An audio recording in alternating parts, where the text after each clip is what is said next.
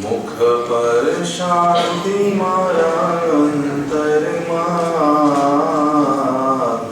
आगने बुझावो मारा ओ भीतरा। आटલું બોલવાનું, आगने बुझावो मारा ओ भीतरा, आगने बुझावो मारा ओ भीतरा। जो जो એ આગનો લાગે મને ડાગ, જો જો એ આગનો લાગે મને ડાગ, આગને બુઝાવો મારા ઓ વીરરાગ, આગને બુઝાવો મારા ઓ વીરરાગ।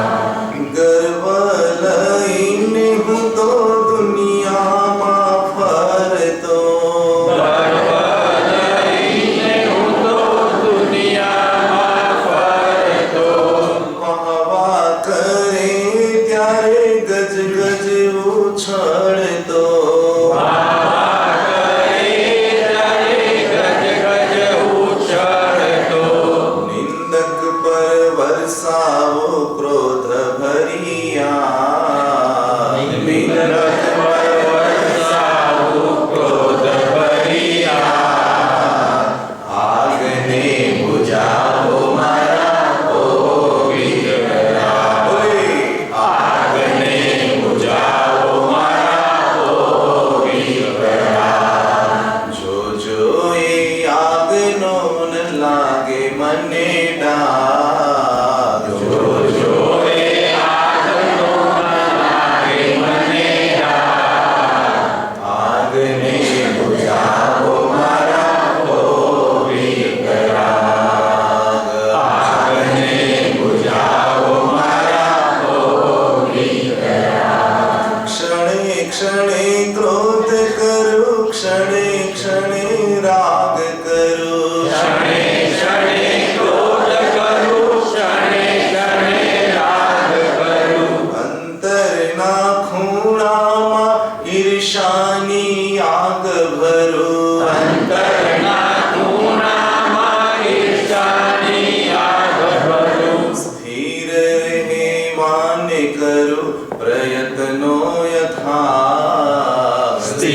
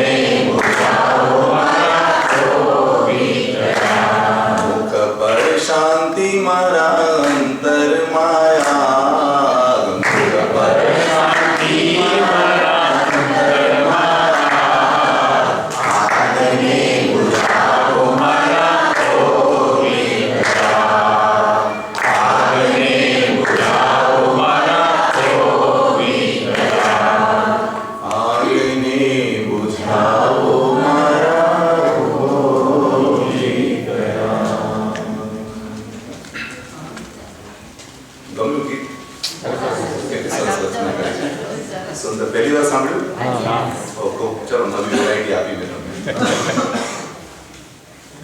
અંગૂઠે અમૃત વશે લભિતના ભંડાર ગુરુ ગૌતમને સમરીએ મન વાંચિત ફળદાતા મન વાંચિત ફળદાતા અન્યથા શરણં નાસ્તિ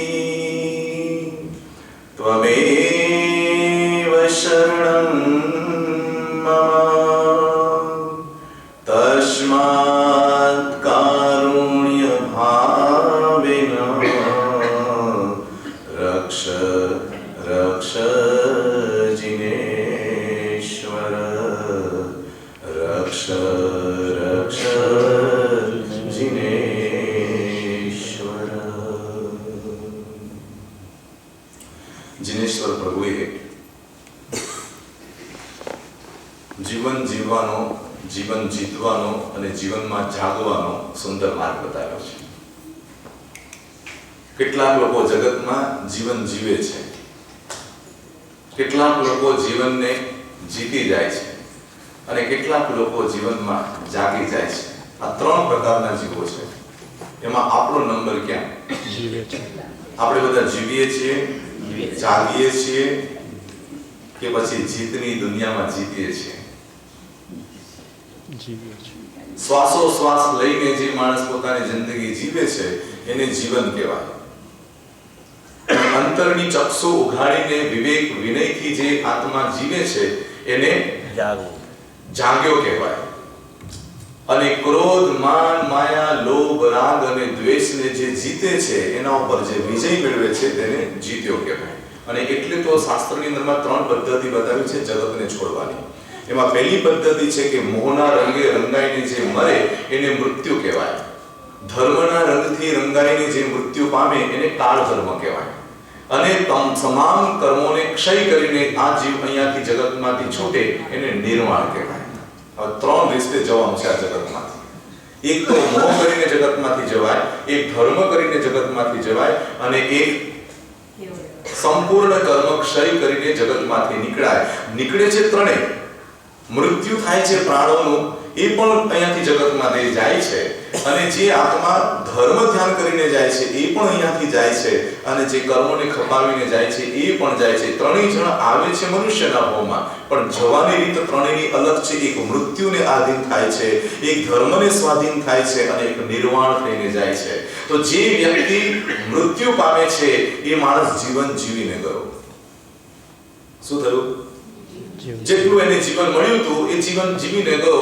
કાં તો પછી એને પરિવાર માટે જીવન પૂરું કર્યું, કાં તો શરીરના સુખ પાછળ જીવન પૂરું કર્યું, કાં તો પૈસાની દોડધામમાં જીવન પૂરું કર્યું, કાં તો જગતની જેટલી પણ સુવિધાઓ છે ને એ સુવિધાઓ ભેગી કરવામાં એને જીવન સમાપ્ત કર્યું. અને હજી તો એમ કે છે આ બાજુ ફરવાનું બાકી છે, હજી તો આ દુનિયા મેં જોવાની બાકી છે, હું અહીંયા ફરી આવ્યો, હજી તો આ ફરવાનું બાકી છે. એવું જે માણસ કરીને જિંદગીમાં ફરિયાદ કરે છે. ઘણા લોકો કહેતા હાથ પગ ચાલે ત્યાં સુધી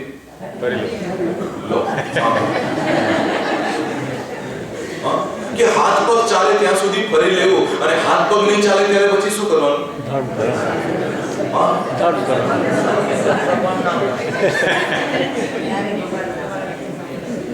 નિમિત્તાને ત્યારે શું કરવાનું? ત્યારે દેરાસરમાં આવીને પ્રભુ મારે તારા જેવું કે મારા જેવું થવાનું હતું ત્યારે તું ફરતો હતો.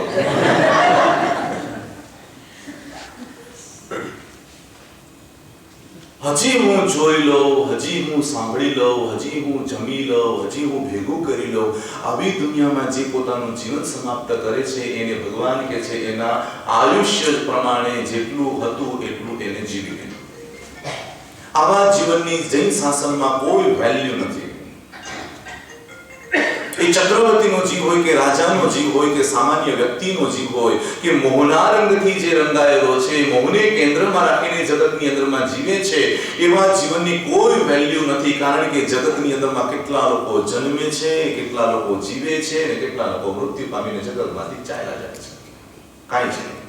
મને યાદ છે કે 5મા 6ઠા ધોરણમાં ભણતો તો લગભગ 1 કે 1.5 રૂપિયાની ટિકિટ અમને આપતા પ્રદર્શન જોવા લઈ જાય.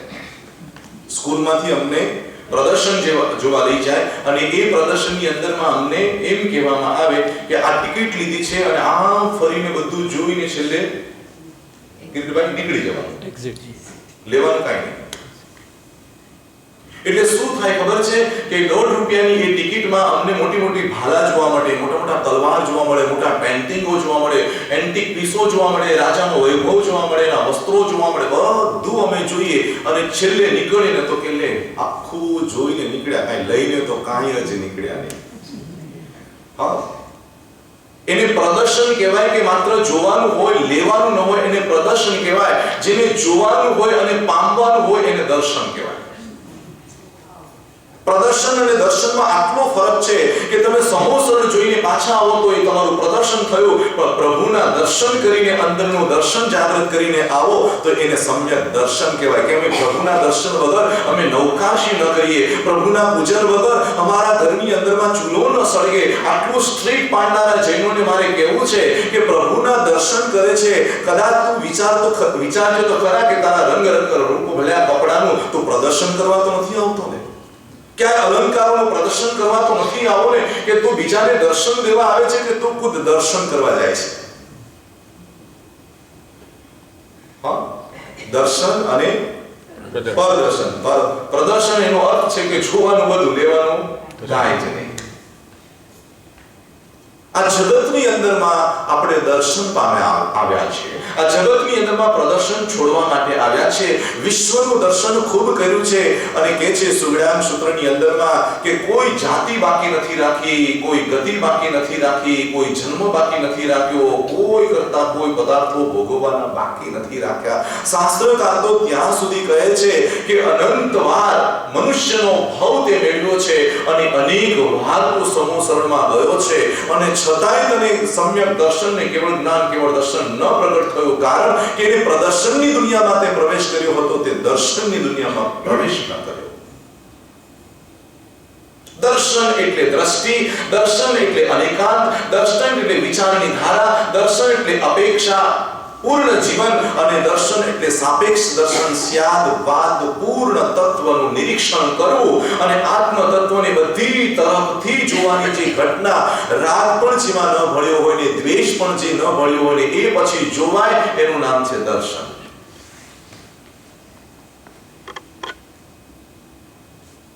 આપણું જીવન જીવીએ છીએ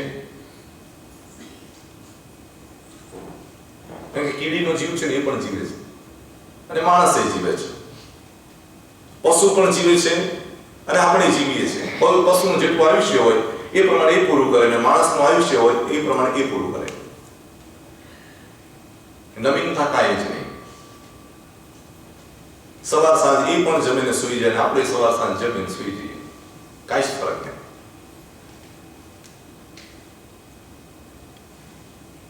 શાસ્ત્રમાં વાંચ્યું હતું કે દેવલોકમાંથી જે જીવ આવ્યો હોય, કોઈ મનુષ્ય ભાવમાંથી જીવ આવ્યો હોય, કોઈ નરકમાંથી જીવ આવ્યો હોય, એ ખાલી કલ્પના કરીએ કે આપણા ઘરની અંદર 4 સભ્ય છે અને 4 સભ્યોને આપણે વિચારીએ કે એક નરકમાંથી આવ્યો છે, એક દેવલોકમાંથી આવ્યો છે, એક તિર્યંશમાંથી આવ્યો છે અને એક પશુમાંથી આવ્યો છે. આ 4 જણાના સ્વભાવ એક હોય કે અલગ હોય? અલગ. હા અમીરભાઈ, અલગ હોય ને. નરકવાળાનો સ્વભાવ શાસ્ત્રમાં બતાવ્યો છે કે નરકવાળો કેવો હોય ખબર છે? એ જરા પણ બારી ખખડે ને એટલે ડરી જાય. નાનકડું જીવડું નીકળ્યું અને એટલો બધો રાડ કરી નાખે, એને ગાડીમાં બેસે તો ત્યાં એક્સિડન્ટના ભય જ દેખાય. કંઈ પણ થાય એટલે કોઈ પણ ઘટનામાં એને ભય સિવાય કાંઈ નહીં, બસ ડર્યા જ કરતો હોય. એ જીવ આવ્યો છે નરકમાંથી. સવારે હજી જમતો હોય ત્યાં તો બપોરનું જમવાનું, સાંજનું જમવાનું, કાલે શું જમશું, પછી શું જમશું, એ જમવાની જ ચર્ચા કરતો હોય તો કોઈને પૂછવાની જરૂર નથી. એ પશુ યોનિમાંથી આવ્યો છે. કારણ કે પશુ યોનિમાં કર્યું છે શું? એને પશુ યોનિમાં એને ખાવાનું જ કામ કર્યું, બીજું કોઈ કામ નથી કર્યું. હોટલની અંદરમાં યુવાન જમવા ગયો એટલે એને કચોરી મંગાવી, સમોસા મંગાવ્યા અને પછી એને શું કર્યું ખબર છે? અંદરનો બધો માવો બધો એમ ફેંકી દીધો, એને ખાધો નહીં અને ઉપરનું બધું ખાઈ ગયો. આમ કરીને એને જોયું, આવું બધું કરતા પેલો વેટરે જોયું ને વેટરે કીધું કે ભાઈ તું શું કરે છે, આટલી સારી ચીજ કેમ ફેંકી દે છે?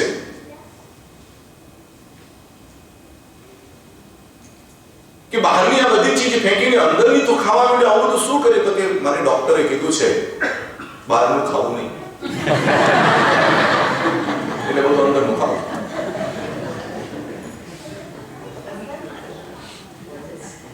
એટલે બહારનું કવર બધું ફેંકી દીધું, અંદરનો માવો ખાય, બહારનું કવર ફેંકી દે અને અંદરનો માવો ખાય. એટલે પેલો કહે છે કે ભાઈ આવું કેમ કરે છે? આ વસ્તુ સારી છે, આ માવા સાથે ખાવા જેવી ચીજ છે, અંદરની ચીજ સ્વાદિષ્ટ છે, તો કેમ આમ કરે છે? તો કે નહીં, મને ડોક્ટરે કીધું છે કે બહારનું નહીં ખાવું. એટલે ઉપરના બટરો કાઢીને ફેંકી દે છે ને અંદરનો માવો એ ખાઈ જાય છે. બસ આ જ ઘટના છે જીવનની અંદરમાં. આપણે આ જ કામ કર્યું છે જીવનની અંદરમાં કે જીવન મળ્યું છે એને વ્યવસ્થિત રીતે સમજ્યા નહીં, એની દ્રષ્ટિકોણને ઉઘાડી નહીં, એના અંતરનું પરિવર્તન કર્યું નહીં, અને પરિણામે માણસ જીવે છે પણ જાગતો નથી.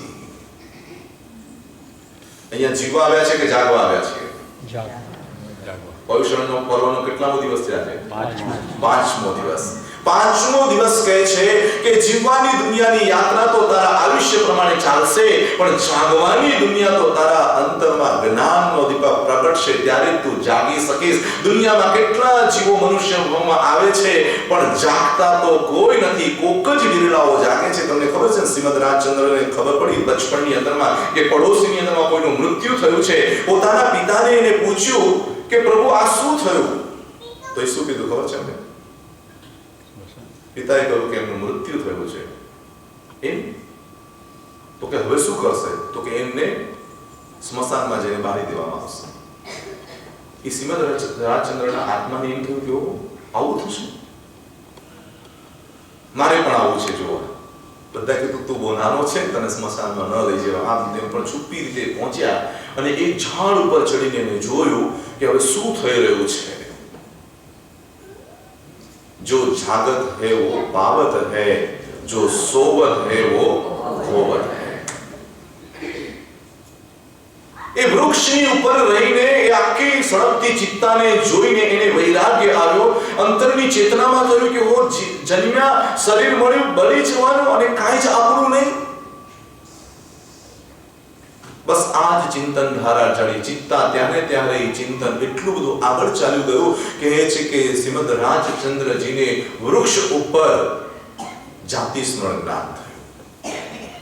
જાતિ સ્મરણ જ્ઞાન દ્વારા પોતાની જાગૃતિ આવી. એટલે કહે છે કે જ્ઞાન જ માણસને જગાડે, જ્ઞાન જ માણસને જીતાડે, અને જ્ઞાન વગર માણસ જીવ્યા જ કરે પણ જીતે નહીં. એટલે પરમાત્મા મહાવીર કહ્યું કે જીનેશ્વર શબ્દ, જીનેશ્વર શબ્દનો અર્થ ખબર છે તમને? જીન એટલે શું? જીતવા વાળા.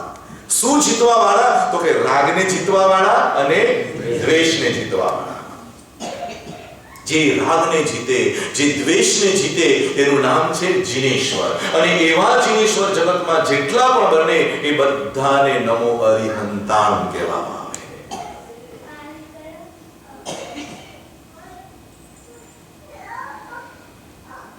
આપણે જીતીએ છીએ, જાગીએ છીએ કે જીવીએ છીએ? હા, આપણે જીવવા માટે આવ્યા છીએ અહીંયા કે જાગવા માટે? જો જાગવા માટે છે ને, તમારી પાસે ત્રણ વાત છે. હા, પહેલી વાત છે તમે સમજણથી જાગી શકો, બરાબર છે. બીજી વાત સંજોગો તમને જગાડી દે. હા, બીજી વાત કયા? સંજોગો જગાડી દે. કેવી રીતે જગાડે? ઘરની અંદર એવી કોઈ ઘટના બને, અંતરથી આત્મા જાગી ઉઠે. જીવનની અંદરમાં એવો કોક રોગ આવી જાય, અંતરથી જાગી ઉઠે કે નહીં બસ હવે મારા નથી જોઈતું. એવી કંઈ પણ ઘટના તમારી સામે આવે અને તમે જાગી જાઓ. ઘણી વખત આપણે સ્મશાનમાં જતા હોય ત્યાં થોડીક ક્ષણ શું થાય? એટલે હું તો ઘણી વખત કહું છું કે બધા જ ધર્મના સંન્યાસીના વેશ ત્યાં મૂકવા જોઈએ. જેવો જાગે ને એને પહેરાવી સીધો ઘરે નહીં પણ બાર ત્યાંથી જ રવાના કરવો જોઈએ. એટલે લખ્યું છે કે જાગો ને હો આત્મા, સુવાનું ક્યાં સુધી. જાગો ને હો આત્મા, સુવાનું ક્યાં સુધી. જગાડે સદગુરુ, જગા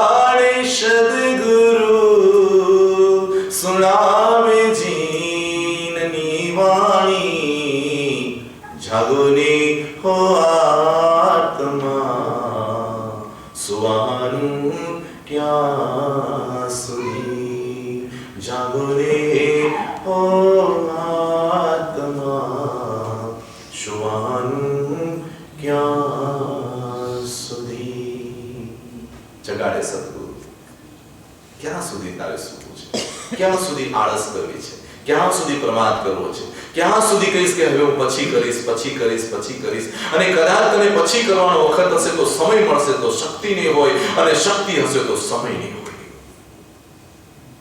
જીવનમાં બહુ ઉલટપુલટ થતી હોય છે આપણી પાસે બહુ સમય હોય ને ત્યારે ધર્મ ધ્યાન કરવાની શક્તિ નથી હોતી અને બહુ બધી શક્તિ હોય ને ત્યારે આપણી પાસે સમય નથી હોતો બને છે ને હા યુવા અવસ્થાની અંદરમાં શક્તિ બહુ હોય પણ કે સાહેબ નો ટાઈમ સવારના પોરમાં ઉઠવું હોય ત્યાં આખી લાઈન કહી દે આપણને સાંજે પછી કે ગાડલામાં પડવું અને પાછો સવારે ઉઠવું અને પાછો સમય ઘણો બધો હોવા છતાં એની પાસે ધર્મ ધ્યાનનો સમય નથી કારણ કે શક્તિ ખૂબ છે એની આંખોમાં તેજ છે એના મનમાં પાવર છે શરીરમાં પાવર છે પણ એની પાસે સમય નથી એટલો બધો બિઝી બની જાય છે કે એના સમયનો અભાવ હોય છે અને જ્યારે એની પાસે સમય આવે છે કલાકોના કલાકો એની પાસે સમય બચે છે કે હવે મારે પૈસાની જરૂર નથી પરિવાર મોટો થઈ ગયો સંતાનો મોટા થઈ ગયા હવે મને કોઈ જરૂરિયાત નથી દોડવાની થોડીક નિવૃત્તની દુનિયામાં જાય પહેલા 12 કલાક કામ કરતો પછી 6 કલાક ઉપર આવ્યો 6 માંથી કે હવે 4 કલાક ઉપર કામ કરવા આવ્યો તમારી પાસે હવે સમય બચ્યો હવે શું ન બચ્યું શક્તિ હા શક્તિ શું ન બચ્યું શક્તિ સમય નથી એટલે ધર્મ નથી થતો અને બીજું શક્તિ નથી એટલે ધર્મ નથી થતો અને ત્રીજા નંબરમાં તમારી સામે સમય પણ હોય ને શક્તિ પણ હોય પણ સંજોગો જ એવા ન હોય કે તમે ધર્મ ધ્યાન કરો જાગવાનો અવસર તમને મળે જ નહીં જિંદગી આમ ને આમ પૂરી થઈ જાય જીવન આમ ને આમ ખતમ થઈ જાય પ્રભુનું શાસન મળ્યું નવકાર મળ્યો ધર્મ મળ્યો આ બધું મળ્યો પણ તને કાંઈ ફળ્યો નહીં કારણ કે તે જીવવા માટે મહેનત કરી છે પણ જાગવા માટે મહેનત ન કરી પિતા પથારીમાં હતા પિતાએ કહ્યું કે બેટા હવે મને એમ લાગે છે મારું જીવન બહુ ઓછું છે તો આજુબાજુમાંથી કોક સંત મહાત્માને બોલાવી લાવો ખૂબ વિચારો રાઉન્ડ મારે છે ચારે બાજુ કોઈ સંત મહાત્મા મળ્યા નહીં એટલે દેરાસર ને ઉપાસની અંદરમાં જઈને ફરે છે કે કોઈ ધાર્મિક વ્યક્તિ મળી જાય કોઈ ધર્મને જાણનારો વ્યક્તિ મળી જાય કે જેના દ્વારા મારા પિતાને એ ધર્મ સંભળાવે અને સમાધિ ભાવની અંદરમાં એમનું મૃત્યુ થાય એટલે એ પંડિતોને બરાબર ચારે બાજુ ઢૂંઢી રહ્યો છે અને એક પંડિત એને મળી ગયા અને એટલા સુંદર પંડિત હતા એટલે પેલા ભાઈએ કીધું કે મારા પિતાની છેલ્લી અવસ્થા લાગે છે થોડું ધર્મ ધ્યાન સંભળાવવાનું છે તમારી જે ફી હોય મને કહી દો તો કે હું કઈ બહુ ફી લેતો નથી પણ તમે જે આપો હોય તો પેલા નક્કી હું તમને 1000 રૂપિયા આપીશ પણ મને મારા પિતાની સદગતિ થાય એવું તમે કરી આપો એટલે પંડિતને પણ થોડું ચલો 10-15 મિનિટની સાધનામાં મારું આર્થિક ધોરણ પણ થશે અને પુણ્યનું કામ પણ થશે હું તમને કહું કે તમે કાંઈ જ ન શીખી શકતા હો તો પછખાણ આપતા શીખી જાઓ કોઈને સંથારો કરાવતા શીખી જાઓ કોઈને પ્રતિક્રમણ કરાવતા શીખી જાઓ કોઈને નવકારનો મહિમા સમજાવતા શીખી જાઓ ભક્તામાં રાખવું શીખી લો ઉપવાસક્રમ શીખી લો આટલું થોડુંક શીખી લેશો તો ઘરમાં આવો કદાચ કોઈ ઘટનાનો પ્રસંગ બને અને કોઈ યોગ ન થાય તો તમે બધું ધર્મનું એને સંભળાવી દો છો એટલે તો મને યાદ આવે પાર્શ્વનાથ ભગવાનનું જીવન ચરિત્ર કે પાર્શ્વ કુમાર હજી તો દીક્ષા નથી લીધી હજી તો ખાલી રથ ઉપરથી સવાર થઈને નગરમાંથી પસાર થાય છે અને એક બાજુ નજર ગઈ ત્યારે ખબર પડી કે આ તાપસ અગ્નિ હોમ હવન કરીને બેઠો છે ને એની અંદરમાં લાકડાની અંદરમાં એક નાગર અને એક નાગ બંને જણા આગની અંદરમાં શેકાઈ રહ્યા છે આ કોને ખબર પડી પાર્શ્વ કુમારને મતિ જ્ઞાન સુત જ્ઞાન ને અવધિ જ્ઞાન આ અવધિ જ્ઞાનના માધ્યમે એને ખબર પડી કે આ લાકડાની અંદર સાપ અને નાગ અને નામળ પોતાનું ઘર કરીને બેઠી છે અને એ પરિસ્થિતિની અંદરમાં પેલો તાપસ પોતાના હોમ હવનને ચમત્કારની અંદરમાં હિંસા કરી રહ્યો છે એને ખબર નથી કે પંચેન્દ્રિયના બે જીવો મૃત્યુ પામી જશે એટલે એને બિચારાને એમ થયું કરુણા આવી પાર્શ્વનાથ ભગવાનને કે લાવ હું જાઉં અને હું લાકડું એમાંથી બહાર કઢાવું અને બંનેને ધર્મ સંભળાવું કોણ છે પાર્શ્વનાથ ભગવાન આપણા 23 માં તીર્થંકર અને આ આપણે એમને ખબર ને 108 નામથી ઓળખીએ છીએ અને વધુ ઓળખતા હોય તો સંકેશ્વર દાદા તરીકે આપણે એને ઓળખીએ છીએ. કાંઈ પણ તકલીફ થાય તો આપણે ક્યાં પહોંચી જવાનું? સંકેશ્વર. અને જરાય તકલીફ ન થાય તો ક્યાં પહોંચવાનું? સંકેશ્વર. એટલે પાછું તમે બોલજો બરાબર. કાંઈ પણ તકલીફ પડી જાય તો સંકેશ્વર દાદા જોડે જવાનું ને કાંઈ તકલીફ ન હોય તો પાલીતાણામાં જઈને 99 કરવું. હા, કારણ કે આ બંને તીર્થ વચ્ચે તમને ફરક છે. ખબર છે તમને શું ફરક છે? એક શાશ્વત છે, એક શાશ્વત છે, બરાબર છે, અને એક સંકેશ્વર દાદા એટલે શંખ ફૂંકીને કૃષ્ણ ભગવાને આ દામની અંદરમાં શંકેશ્વરનું તીર્થ બન્યું. આ પણ જાણીએ છીએ. એક ઉપર છે અને એક નીચે છે, એ પણ જાણીએ છીએ. અને એક છે ઠેઠ પાલીતાણા અને એક બાજુ આ શંકેશ્વર ધામમાં છે, એ પણ જાણીએ છીએ. અને ત્યાં છે પ્રથમ ઋષભદેવ ભગવાન અને અહીંયા છે ત્રિવિશ્વાસ. આના સિવાય બીજો કોઈ ફરક? ખબર નથી. અચ્છા, ત્યાં કાંકરી મોક્ષ ગયા છે અને અહીંયા મોક્ષ નથી કે એમ સમજો. ચલો ને, તમારે આપણે ભેદ સમજીએ છીએ બંનેના. તો હવે આગળ કહો બીજું. ત્યાં 99 થાય છે, અહીંયા પૂનમ ભરાય છે. પછી હા, એ પ્રતિમા શંખેશ્વર ભગવાનની ત્રણેય લોકની અંદરમાં સ્પર્શીને આવી છે. અને આ ઋષભદેવ ભગવાને 99 વખત ત્યાં આગળ યાત્રા કરી, 99 વખત ત્યાં આવ્યા, એટલા માટે તેનું સ્થાપન થયું. પછી કોનું યશ નામ? પાર્શનાથ ભગવાનનું યશ નામ કર્મ કે જ્યાં જાઓ ત્યાં. કે શાસન કોનું ચાલે? ભગવાન મહાવીરનું, બરાબર છે. પણ ધૂન કોની મચાવી છે? સમજાય છે ને? યશ નામ કર્મ જબરજસ્ત હતો. અને હું તમને બીજી પણ વાત કહી દઉં કે ભગવાન મહાવીર સ્વામીના 27 ભવ હતા, રાઈટ? 27 ભવ હતા અને પાર્શનાથ ભગવાનના 10 ભવ. હા, 10 ભવ હતા. અને છતાં હું તમને કહું કે મહાવીર સ્વામીને જેટલા કષ્ટો દુઃખો આવ્યા ને સાહેબ મરણાંતિક ન હતા. પણ અહીંયા જેટલા ભવ પાર્શનાથ ભગવાને કર્યા એ બધા જ ભવ મરણાંતિક, એટલે ત્યાં એમને મરી જ જવું પડે એવા ઉપસર્ગ આવ્યા હતા.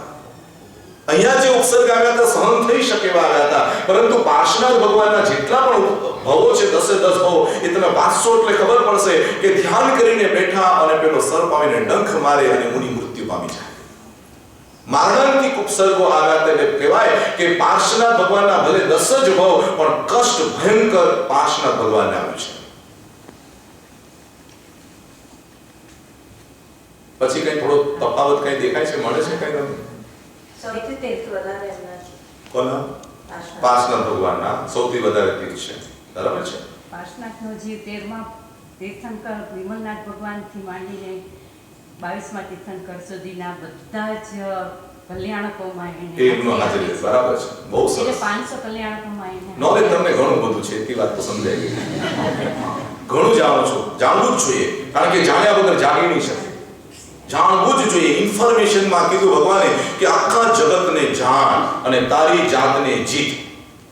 આખા જગતને જાણ અને તારી જાતને તું જીત. કારણ કે જ્ઞાનસ્ય ફલમ વીરતિ પઢમમ જ્ઞાનમ તવો દયા. આ બધા સૂત્રો એમ કહે છે કે જ્ઞાન વગર જાગી શકાશે, જ્ઞાનથી જાગી શકાશે, સંજોગથી જાગી શકાશે. અને અંતરની ચેતના એક વખત જાગી ગઈને સાહેબ તો જગતમાં તમે જીતી જવાના. આ બંને વચ્ચેનો તમે આટલા બધા ફરકો કયા, પણ એક થોડો બીજો ફરક હું તમને કહી દઉં કે તમારે બંને વચ્ચેનો ફરક જાણવો હોય તો એટલો જ ફરક છે કે શંખેશ્વર દાદા પાસે જાઓ તો તમારી ઈચ્છા પૂરક થઈ જાય. એટલે તમારી ઈચ્છા પૂરી થઈ જાય.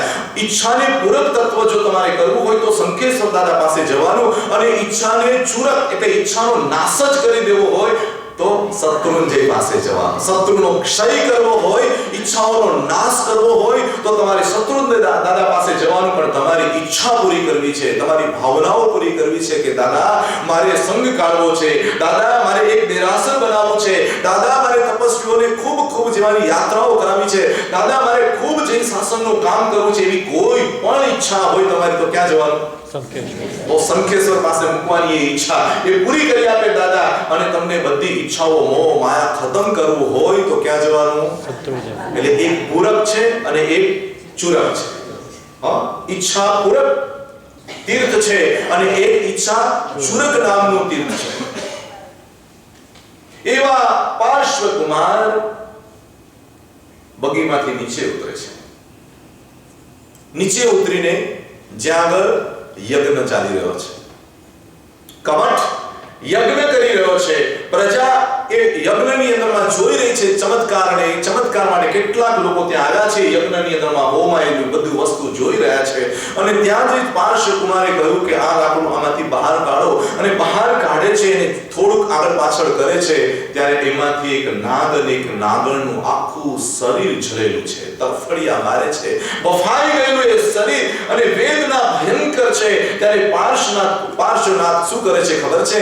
સરસ મજાનો મીઠો નવકાર સંભળાવે છે. 14 પૂર્વનો સાર અને આત્માની સમાધિ સંપૂર્ણ આપી શકે એવું તાકાત વાળું તત્વ, નમો અરિહંતાણમ નમો સિદ્ધાણમ. અને જ્યારે તીર્થંકર પરમાત્મા નવકાર મંત્ર બોલે તો એની તાકાત કેટલી હોય! એટલો શુદ્ધ સાત્વિક નમસ્કાર મહામંત્ર સંભળાવ્યો, અને અંતરની ચેતનાની અંદર સંભળાવ્યો. યાદ રાખજો, કોઈ પણ બીમાર પડ્યું હોય, કોઈ કોમામાં ચાલ્યું ગયું હોય, ભયંકર વેદના હોય, પણ તમે જો તમારા નવકાર મંત્ર, તમારા સમાધિ થાય એવા ભાવો બોલો ને, તો કદાચ સાંભળે કે ન સાંભળે, પણ અંતરની ચેતનાની અંદરમાં એ સારા વાઇબ્રેશનો પહોંચે છે અને એનું પરિણામ આવે છે. તમે ખાલી તમારા રૂમમાં રહીને જે કોઈ વ્યક્તિ બીમાર હોય ને એને આંખ સામે લાવી અને ખાલી આરોગ્યમ ભોવિલાભમ સમાહિવરમો તમામ દિનતુ, હે પ્રભુ, એનું આગળ નામ લેવાનું, જેમ કે કુસુમબેન.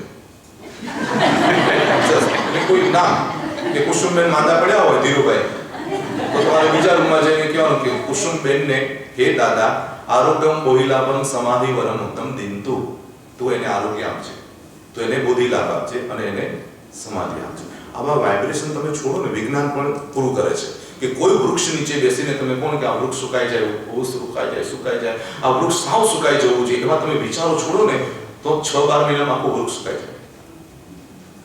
હા, અને તમે એ વૃક્ષને પ્રેમ કરો, વૃક્ષને પાણી પાઓ અને વૃક્ષને જોયા કરો, વૃક્ષ જોડે તમે સ્નેહ અને લાગણીનો સંબંધ બાંધો ને સાહેબ, તો તમે ત્યાં જાઓ ને તો આખું વૃક્ષ નાચે, ખીલી ઉઠે. આ વિજ્ઞાન કે છે. જગદીશચંદ્ર બોઝે જ્યારે વનસ્પતિમાં જીવ છે એવું જ્યારે સાબિત કર્યું, તો આ દ્રષ્ટિએ સાબિત કર્યું કે જેને વૃક્ષનું પાંદડું તોડ્યું હતું એ માણસ અંદર પ્રવેશ્યો, આખું વૃક્ષ ધ્રુજી ગયું હતું, અને જેને વૃક્ષને બચાવ્યું હતું અને જ્યાં વૃક્ષ ગયું તો નવ પલવિત થઈ ગયું હતું. વૃક્ષમાં પણ સંવેદના છે, વૃક્ષમાં પણ ચેતના છે, વૃક્ષમાં પણ લાગણી છે, વૃક્ષમાં પણ એક સંજ્ઞાઓ છે, અને અનંત જીવો છે, અસંખ્ય જીવો એની અંદરમાં છે. બધા જીવોને પણ પ્રેમ જોઈએ છે, બધા જીવોને સ્નેહ જોઈએ છે. એટલે ભગવાને કહ્યું, પૃથ્વીના જીવોની પીડા કરતો નહીં, વાયુની હિંસા કરતો નહીં, વનસ્પતિને કાપતો નહીં, અને કહે છે અગ્નિને વગર કારણે તું જલાવતો નહીં, પાણીના જીવની તું બચત કરજે અને પાણીના જીવની તું રક્ષા કરજે, છક્કાયો જીવની તું પ્રેમ ભાવથી સુરક્ષા કરજે. એટલે કહે છે કે તમારા જૈન ધર્મની અંદરમાં ભગવાન મહાવીરે પહેલો ઉપદેશ આપ્યો, માહણો માહણો માહણો. ઘરની અંદરમાં તમે કૂતરું પાડ્યું હોય ને, ડોગી પાડ્યું હોય, તમે હજી ગાડી પાર્ક કરો ને એ પહેલા એને ખબર પડી જાય. તમે હોર્ન ન માર્યું હોય, કાંઈ ન માર્યું હોય, પણ તમે 1.5 કિલોમીટર હોય ને ત્યાંથી એને ખબર પડવા માંડે. કચ્છની અંદરમાં ધરતીકંપ થયો તો એક જૈન ભાઈના ત્યાં ડોગી હતો, એને મને એ ટાઈમમાં કહ્યું હતું કે સાહેબ આખો પરિવાર અમે બચી ગયા. સાયનમાં હું હતો એ ટાઈમમાં, ચેડાભાઈ, એ આખો પરિવાર આવ્યો હતો ને નાના બે બાળકો લઈને આવ્યા હતા, એક નાનું ડોગી પણ હતું. એટલે અમે કે સાહેબ દાદાની કૃપાથી અમે આખો પરિવાર સહી સલામત થઈ ગયો. મેં કીધું ક્યાં રહેતા હતા, શું? થોડી વાત કરી. કીધું કે સાહેબ 3 માળે હતા અમે લોકો, ધરતીકંપ થયો ત્યારે, પણ મારો ડોગી ખબર નહીં 2 દિવસથી ખાઈ નહીં, પીવે નહીં ને ધમ પછાડા કર્યા કરે, પણ અમે સમજી ન શક્યા કે શું કરે. તમારા આ ડોગીઓ પણ આજુબાજુનું જે પણ થવાનું એને ખબર પડી જાય. તમારા પ્રાણીઓ છે ને એ તમને કહી દે. એટલે એ ઘણી જબ્બો ખેંચે, સાડી ખેંચે, દુપટ્ટો ખેંચે, પણ અમને કઈ ખબર ન પડે. તો એ દિવસે જે દિવસે ધરતીકંપ થવાનો થયો એના એ દિવસના 2-3 કલાક પહેલા એ ડોગી એટલું ખેંચીને રાડ કરીને, ઘણી વખત એમ થયું કે બેચારો આ કંઈક લઈ જવાનું લાગે છે, એને મળ્યું લાગે છે. એટલે એમ કરીને એની પાછળ ગયા અને 1-2 કિલોમીટર દૂર લઈ ગયા અને આ બાજુ ધરતીકંપ થયો. આખો પરિવારને આ ડોગીએ બચાવી લીધો. આવું તો જૈન દર્શન પણ કહે છે કે ચંડકોશી પણ કર્યો તો. ચંડકોશી પણ કર્યો તો કોણ હતો? અને મેઘકુમાર પણ પૂર્વ ભવમાં હાથી હતો, અને હાથીએ પણ દયા પહાડી તો ભગવાન સુધી પહોંચી ગયો હતો કે નહીં? એ પ્રાણીઓ પણ અંદરમાં જાગૃત થઈ જાય, એને પણ ખબર પડી જાય. તમે સાચું બોલજો કે તમે જ્યારે આવો ને તમારો ડોગી કેવો પૂંછડી પટપટાવો તો છૂટી જાય તમને, તમે આવ્યા તો એટલો બધો વહાલ કરી દે તમને, હા, અને તમે આવ્યા પછી તમારો દીકરો સોફા પરથી ઉઠે પણ નહીં તો સાચું બોલજો, કોના પ્રત્યે પ્રેમ જાગે? હા, આવી ગયા પપ્પા એટલું પણ ન બોલે, ઊભો થઈને તમારી પાસેથી બેગ પણ ન લે અને તમારી નોંધ પણ ન લે તો સાચું બોલજો, વારસો કોને આપવાનો? હા, સંવેદના છે બધા જીવો પાસે, લાગણી છે બધા જીવો પાસે, એટલે પ્રભુ મહાવીરે કહ્યું કે પૃથ્વીમાં પણ જીવ છે, પાણીમાં પણ જીવ છે, અગ્નિમાં પણ જીવ છે, વાયુમાં પણ જીવ છે, વનસ્પતિમાં પણ જીવ છે, એકેન્દ્રિય બેન્દ્રિય પંચેન્દ્રિય સુધીમાં બધામાં જીવ તત્વ છે, અને જ્યાં જીવ છે ત્યાં સુખની અપેક્ષા છે, જ્યાં જીવ છે ત્યાં એને સુખ જોઈએ છે, એટલે જ શાસ્ત્રની અંદરમાં કહ્યું કે સર્વે પ્રાણા પરમા હમ્યા, દરેક જીવોને સુખ જોઈએ છે, દરેક જીવોને શાંતિ જોઈએ છે, દરેક જીવોને આનંદ જોઈએ છે, દરેક જીવો સુખ સુવિધાની ઈચ્છા કરવા વાળા છે, માટે કોઈને તકલીફ પડે એવો તું વ્યવહાર કરતો નહીં, અને 8 દિવસ આ પર્યુષણના અંદરમાં નાવાનું ત્યાગી શકાય તો ત્યાગજે, નહીં તો ઓછા પાણીથી ચલાવી લેજે, આ અગ્નિની અંદરમાં ક્યાંય કરતા ક્યાંય વધુ લાઈટો એસી ચાલુ ન રહી જાય એની કાળજી રાખજે, વનસ્પતિ તો ખાતો જ નહીં, કઠોરથી ચલાવી લેજે, અને એમાં જૈન દર્શન કહે છે 8 દિવસ જો ઉપવાસ થાય તો 28 જ કરી લેજે. આ બધા જીવોને અભયદાન આપવાનું છે, બધા જ કર્મોથી મુક્ત થવાનું છે, જેટલું બને એટલું ત્યાગ, વૈરાગ્ય અને સાધનામય જીવન પસાર કરવા માટે, આત્માને જગાડવા માટે આ પર્યુષણ આવ્યા છે, આત્માને અંદરમાં પડેલા કસાયો ઉપરથી જીત મેળવવા માટે આ પર્યુષણ પર્વ આવ્યા છે, અને એટલે જ શાસ્ત્રમાં કહે છે કે આરાધના કરવાના અવસરો ઓછા હોય છે અને વિરાધના કરવાના અવસરો આપણી સામે ઘણા આવતા હોય છે. આ પર્યુષણના 5મા દિવસે આપણે અંતરને જગાડવાનું છે, ભીતરની ચેતનાને જગાડવાની છે. જીવ્યા તો ઘણું બધું છે, જાગ્યા કેટલું એની આપણે આજે નોંધ લઈએ. કેટલું જીવ્યા આપણે? તો કે 100 વર્ષ 200 વર્ષ જેટલું જીવ્યા તેટલા, પણ જાગ્યા કેટલા? હા, જાગૃતિનું પર્વ છે, સજાગતાનું પર્વ છે, જતનાનું પર્વ છે, અંતર જીતવાનું પર્વ છે. આ પર્યુષણ પર્વ એટલે પોતાની ઇન્દ્રિયો ઉપર કંટ્રોલ મેળવીને જીતવાનું, મનનો વિજય પ્રાપ્ત કરવા માટે આ પર્યુષણ પર્વ છે. અને પર્યુષણ પર્વની અંદરમાં જો આત્માને એક વખત જગાડી દીધો તો એ આત્મા જીત્યા વિના ન રહે. એટલો સરસ મજાનો આરાધના કરવાનો આ અવસર છે. અષ્ટ દિવસ એટલે અષ્ટ મહોત્સવ, કલ્પસૂત્રનું પૂજન કરીએ, કલ્પસૂત્રના ભાવો વાંચીએ તો ખબર પડે કે મુનિ ભગવંતોને પણ ગોચરી માટે કેટલા કલ્પ બતાવ્યા, અને બધા જ કલ્પને મુનિ ભગવંતોએ જાગૃતિ પૂર્વક એનું આચરણ કરવાનું પ્રભુ મહાવીરનું જીવન ચરિત્રમાં બતાવ્યું. ભગવાન મહાવીરે એ જ કલ્પસૂત્રની અંદરમાં મેઘ કુમારની પણ વાત રજૂ કરી, અને આ કલ્પની અંદરમાં વાંચતા વાંચતા આત્મા જાગૃત બને કે આવા નિયમોમાં મારે રહેવું જોઈએ. વ્રત નિયમ વગરનું જીવન એટલે ખાલી જીવાય છે પણ જાગેલું જીવન નથી. શેના માટે આવ્યા છીએ આપણે? હા, જાગૃતિ. જાગવા માટે આવ્યા છો કે નહીં? દીકરાએ પંડિતને કહ્યું કે 1000 રૂપિયા હું તને આપીશ, પણ મારા પિતાની સમાધિ થાય, મારા પિતાને શાંતિ થાય એવું તું મને કરી આપ અને મારા પિતાને સંભળાવ. તો કે ચોક્કસ હું આવીશ. મારી વાત એ હતી કે તમે એટલું નોલેજ લઈ લો કે કોઈ વ્યક્તિ મુશ્કેલીમાં મુકાઈ હોય, આવા સંજોગોમાં મુકાઈ જાય, અને કદાચ રસ્તામાં તમે ગાડી લઈને જાઓ છો ને કોઈ એક્સિડન્ટ થઈ ગયો, કોઈ ચારો જ નથી કે અહીંયા કોઈ આવી શકે, ત્યારે શું કરવાનું? હા, નીચે ઉતરવાનું, તમને જેટલું આવડે એટલું પલાટી વાળીને એને સંભળાવ્યા કરવાનું, અને છેલ્લી ઘડીએ જે સંભળાવેલો ધર્મ છે ને સાહેબ, એ નરકમાં જતા જીવને પણ સદગતિમાં લઈ જાય. કારણ કે જૈન દર્શન કહે છે કે જો આયુષ્યનો બંધ ન પડ્યો હોય, એનો આયુષ્યનો બંધ ન પડ્યો હોય, અને છેલ્લી 48 મિનિટમાં જો આયુષ્યનો બંધ પડવાનો હોય, તો એ 48 મિનિટમાં જો કોઈ ધાર્મિક વ્યક્તિ એને મળી જાય અને ધર્મનું સંભળાવી દે તો સાહેબ બેડો પાર. સમજાય છે તમને? એટલો ધર્મ શીખી લો કે તમારી જાતને જાગૃતિ રાખી શકો અને બીજા વ્યક્તિને ક્યાંક સહાય બની શકો. ધાર્મિક વ્યક્તિ ઉપયોગી તો હોય છે પણ સાથે સહયોગી હોય છે, પોતાના ઉપયોગમાં વિશુદ્ધ હોય છે, અને વ્યવહારની અંદરમાં એટલો મજબૂત હોય છે કે બીજાનું કલ્યાણ કરનાર હોય છે. સ્વ કલ્યાણ એ સાધના છે તો પર કલ્યાણ પણ સાધના છે. મારી સાધના કરું એ તો સફળતા છે, પણ સામેનાની બીજાની સાધનામાં પણ હું સહાયક બનું. જે પણ ઘરના વડીલ, માતા, પિતા બધા જેટલા પણ હોય એ બધાને મનની અંદરમાં તમે નક્કી કરીને સવારના પોળમાં પ્રાર્થના કરો કે બધાને શાંતિ આપજો, સર્વ સુખ આપજો, બધા સમાધિ આપજો, બધાના મગજ શાંત થઈ જાય. આખું વાઇબ્રેશન છોડો ને સાહેબ, તો પણ ઘરમાં આખું વાતાવરણ સુંદર મજાનું થઈ જાય. વાઇબ્રેશનની તાકાત છે, વિચારોની તાકાત છે, તમારા ધર્મની આરાધનાની તાકાત છે. સમોસણમાં પ્રભુ બિરાજે અને આખા સમોસણની અંદરમાં શાંતિ છવાઈ જાય. એમ ધર્મિષ્ઠ વ્યક્તિ, જાગેલો માણસ જ્યાં ઊભો રહે ત્યાં આજુબાજુ વાતાવરણ સુંદર મજાનું સર્જાય છે. પંડિત જાય છે, ધર્મ સંભળાવે છે, ખૂબ સરસ મજાનો ધર્મ સંભળાવે છે. હું 14 વર્ષથી પૌરુષણ કરવા આવું છું. લગભગ અત્યાર સુધીના રેકોર્ડમાં એવું બન્યું છે કે જ્યારે પણ મારે પૌરુષણ કરવાનું આવવાનું થાય ત્યાં 2 મહિના, 2.5 મહિના, 3 મહિના પહેલા એક જીવને સંથારો કરવાનો અવસર મને મળ્યો છે ઇન્ડિયામાં. કંઈક ને કંઈક ફોન આવી જાય કે સાહેબ મારા પિતાની ઉંમર થઈ ગઈ છે ને આવું છે, મારી માતાને જરા આવું છે, એમ કરીને મને બોલાવીને આખું પચખાણ, વિધિ વિધાન બધું એને કરાવેલું. એવા 3 જીવો તો મારા ખોળાની અંદરમાં એને જીવ છોડ્યા. અને હમણાં જ આ વખતે હું કરાવીને આવ્યો જેમને સંથારો લગભગ આઈ થિંક 80 કે 90 આજુબાજુની ઉંમરના, અને એના દીકરી મને બહુ સારી રીતે ઓળખે ત્યારે કહ્યું કે સાહેબ તેજ સાહેબ જલ્દી આવો, મારી મમ્મીને આ રીતનો પ્રોબ્લેમ છે. એટલે હું પહોંચ્યો ત્યાં અંદર. તમે નહીં માનો, આટલે સુધી શ્વાસ ચાલતા હતા. બધા મેં કીધું શાંતિ રાખો, એમને બધી આલોચના કરાવો, 12 વ્રતની આલોચના કરાવી, 18 પાપસ્તાને મેં ઓસરાવ્યા, એની પ્રક્રિયા શીખવાડી.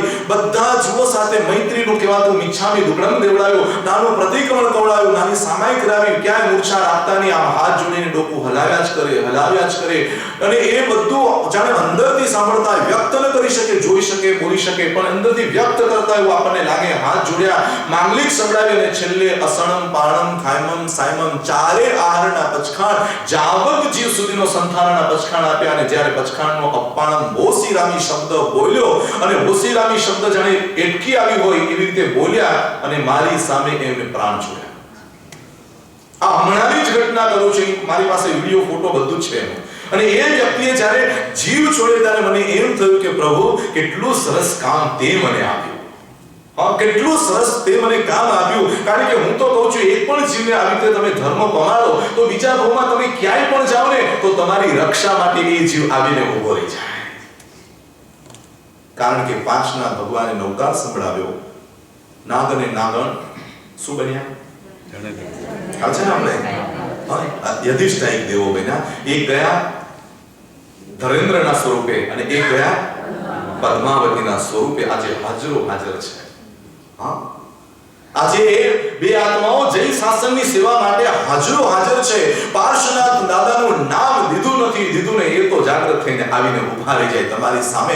સાક્ષાત છે આજની તારીખે એ બંને દેવો અને દેવીઓ જ્યારે દેવલોકની અંદરમાં ગયા, સર્પ હતા ને સર્પમાંથી સ્વર્ગ મળ્યું. કોના કારણે? હું કહું છું, તમે કોઈના પાપમાં નિમિત્ત બનતા નહીં, પણ કોકના ધર્મમાં જરૂર નિમિત્ત બનજો. કોઈના દુઃખમાં નિમિત્ત બનતા નહીં, કોકના સુખમાં જરૂર નિમિત્ત બનજો. કોઈના જીવનની અંદરમાં ત્રાસની અંદરમાં તમે તમારો નંબર નહીં લખાવતા, પણ કોકના હૃદયને હાસ થાય એમાં તમારો નંબર હોજો. થાય તો સેવા જરૂર કરજો, પણ સંતાપનું કારણ કરતા નહીં. થાય તો બધાને જ આરાધક બનાવજો, પરંતુ કોઈની વિરાજ ના થાય તેવું કામ કરતા નહીં. કારણ કે મનુષ્ય ભવની અંદરમાં જાગવા આવ્યા છીએ, અને આ મનુષ્ય ભવની અંદરમાં જીતવા આવ્યા છે. આવી દ્રષ્ટિકોણ દ્વારા જીવનને જગાડવાનું છે. આવી દ્રષ્ટિ દ્વારા જીવનને જીતાડવાનું છે. જ્યારે પ્રભુ 5ના 10મા ભવની અંદરમાં દીક્ષિત જીવન સ્વીકારીને સાધના કરવા જાય છે, અને આ બાજુ પેલો કમઠ હોમ હવન યજ્ઞ કરવા વાળો એને અપમાન જેવું લાગેલું, ને ત્યારે એને નક્કી કરેલું કે હવે હું આ પાર્શ્વકુમારને છોડીશ નહીં. બસ આ જ ઘટના. એક વેર હતો, અને આ બાજુ ધરેન્દ્ર અને પદ્માવતીને પ્રેમ હતો. તમારું કોઈ બગાડે તો સમજવાનું કે એને ગયા ભાવમાં મેં એનું બગાડ્યું હતું, અને તમારું જો સુધારે તો સમજવાનું કે એને મેં ગયા ભાવમાં મારું એ મેં એનું સુધાર્યું હશે. એમ કરીને આવે છે. એ પણ દેવલોકની અંદરમાં જાય છે, અને મેઘમાલી નામનો દેવ બને છે, કમઠ. અને એ કમઠ મેઘમાલીનો નામનો દેવ બની એને જોયું કે મારી બેઇજ્જતી અને મારું અપમાન કરનાર પાર્શ્વકુમાર શું કર્યા છે? દીક્ષા લઈને ઉભા રહ્યા છે. શું ચાલુ કર્યું? મેઘ એટલે વરસાદ, બરાબર ને? એટલે મેઘ આખો વરસાદનું આખું આયોજન અથવા તો વરસાદને કેવી રીતે કંટ્રોલ કરવો, પાડવો, શું કરવું, એમાં જૈન દર્શન કે છે એમાં પણ દેવનો હાથ છે. હા, સૂર્ય પણ એક દેવ છે, ચંદ્ર પણ એક દેવ છે, તારા પણ દેવ છે, આ બધા દેવો છે. અને એમાંનો એક મેઘમાલી નામનો દેવ છે કે આખા વરસાદનો કંટ્રોલ કરે. એટલે એવો વરસાદનો કંટ્રોલ કરવાનો મેઘમાલીને ખબર પડી એટલે એને થયું કે હવે શું કરું, તો કે પાર્શનાથ ભગવાનને હવે તો ડૂબાડી દો. હવે આખા જગતને તારવા વાળા માણસને કોણ ડૂબાડી શકે? પણ છતાં એને પ્રયાસ કર્યો, દુઃખ આપવાનો પ્રયાસ કર્યો. એટલે વરસાદ ચાલુ કર્યો. અહીંયા સુધી વરસાદ આવ્યો. ભગવાન તેની મસ્તી મારતા. અહીંયા સુધી વરસાદ આવ્યો, અહીંયા સુધી આવ્યો. ડૂબો થવાની તૈયારી થઈ. કોણ આવ્યું?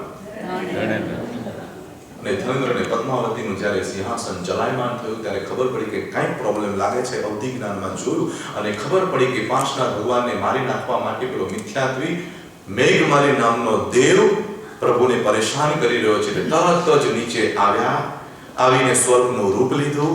નાગને નાગણ હતા એ સ્વરૂપ લીધું અને આખું ભૂંચડું વારીને પ્રભુને બરાબર પડી લીધા. તમે ક્યાં આવા ફોટા પણ જોયા હશે કે આખા વિખડાયેલા નાગ દેવતા અને પ્રભુને આખા છત્ર ધારી લીધા અને તરત ને તરત ઉપર ઉઠાવતા ગયા. મેઘમાલી વરસાદ વરસાવતો રહ્યો અને આ બાજુ જેમ જેમ પાણી વધતું જાય એમ એને ઉપર ઉઠાવતા જાય. અંતે મેઘમાલી થાકી ગયો. વરસાદ વર્ષાવીને જીત્યો. પાર્શનાથ ભગવાનને તો કમઠ પ્રત્યે એ જ ભાવ હતો જેટલો ધનેન્દ્રને પદ્માવતી માટે હતો. એને ક્યાંય રાગ દ્વેષ ન હતો. કષ્ટ આપનાર પ્રત્યે પણ એ જ ભાવ હતો અને બચાવનાર એ બંને આત્મા માટે પણ એ જ ભાવ હતો. એવા વિતરાગ સ્વરૂપમાં પ્રભુ જ્યારે એને મેઘમાલી જ્યારે વરસાદનું તમામ બંધ કરી દીધું, વરસાદ ચાલ્યો ગયો અને જ્યારે પાર્શનાથ ભગવાને ધરતી પર પગ મૂક્યો ત્યારે ઓરિજિનલ સ્વરૂપ ધારણ કરીને ધનેન્દ્રને પદ્માવતી બંને જણા નમસ્કાર કરે છે, વંદન કરે છે કે પ્રભુ આપની સેવાનો લાભ અમને મળ્યો. એમ કરીને વંદન કરીને લોકો ચાલ્યા જાય છે. મારે એ કહેવું છે કે નાનકડો પણ નવકાર મંત્ર કોઈને સંભળાવ્યો તો ક્યાં પહોંચી ગયા ધનેન્દ્રને પદ્માવતી અને એ ઉપકારના ઋણમાંથી મુક્ત થવા માટે પાર્શનાથ ભગવાનની સેવામાં આવી ગયા. ઉપકાર કરતા ભાઈ હોય તો પણ કરો, બેન હોય તો પણ કરો, ગરીબ હોય તો પણ કરો, શ્રીમંત હોય તો પણ કરો. તમને જે પણ આવડતું હોય કોઈના માટે ઉપકાર કરી જાઓ. કારણ કે જાગેલો આત્મા બધાને સહાયક બને છે. જાગવું છે કે નહીં? શેના માટે આવ્યા છે આપણે? જગાડવો પડશે આત્માને, ઢંઢોળવો પડશે આત્માને. ખબર નાનો બચ્ચો હોય ને સ્કૂલમાં જવાનું હોય ને વહેલું ઉઠવાનું હોય, ઉઠે રહ્યો. મને ખબર છે કે હું પણ નાનો હતો મને ઉઠાડે તો હું શું કરું, ઉપરથી ગોદડું બધું બરાબર મૂકી દઉં, ખાટલા નીચે જઈને પાછો સૂઈ જાઉં. ઉપર જઈને આપણને ઢૂંઢ્યા કરે ક્યાં છે નીચે જઈને સૂઈ જાય. પવિત્રમાં જગાડું પાછા ઘરે જઈને તમે પવિત્રમાં જઈને પછી શું કરવાનું, પાછું સૂઈ જવાનું. સત્સંગ તમારી જાગૃતિનું કારણ છે. સ્વાધ્યાય તમારી જાગૃતિનું કારણ છે. તમારું જ્ઞાન તમને જગાડે. આ ન ખાય, આ ન કરાય, આ ન ખાય, આવું તો નથી જ કરવું. આવું અંદરથી આત્માને વારંવાર તમને અંદરથી ટોચ કરે. બધો ધર્મ સંભાળ્યો, ખૂબ શાંતિ થઈ પિતાને અને ધર્મ સંભળાવતા એ પિતાની આંખ પીડાઈ ગઈ. સંતાનને બહુ જ આનંદ થયો કે ચલો પિતાની જે પણ ઈચ્છા હતી મેં પૂર્ણ કરી. હવે કોઈ જ તકલીફ નહીં કે પિતાની ધર્મ ત્યાગની જે ઈચ્છા હતી મેં પૂર્ણ કરી અને સંતોષ અનુભવે છે. અને કબાટની અંદરમાંથી 1000 રૂપિયાનું કવર લાવે છે અને કવર લાવીને પંડિતના હાથમાં મૂકે છે. તો કે સાહેબ મને નહીં જોઈએ. તો કે કેમ? તો કે મને હતું કે હું 1000 રૂપિયા લઉં પણ હવે મારે નથી જોઈતા. તો કે કેમ? તો કે તમારા પિતાની આંખ બીડાઈ ગઈ અને મારી આંખ ખુલી ગઈ. કે આટલા કરોડપતિ વ્યક્તિની સાથે પણ જો કાંઈ નથી ગયું તો મારી સાથે શું જવાનું છે? એ છેલ્લી વ્યક્તિ, એ છેલ્લી દુનિયાની અંદરમાં એને ધર્મ સિવાય બીજું કોઈ જ કામ ન લાગ્યું. તો મારે હવે રૂપિયા નથી જોઈતા. હવે મારે પણ ધર્મની દુનિયામાં અત્યાર સુધી હું પંડિત હતો, જીવતો હતો, શાસ્ત્રમાં શબ્દોમાં જીવતો હતો, વ્યવસ્થામાં જીવતો હતો, અનુષ્ઠાનોમાં જીવતો હતો, હવે આ બધી દુનિયામાંથી નીકળીને હવે જીવવાની બાબત છોડીને હવે મારે જાગી ગયો છું.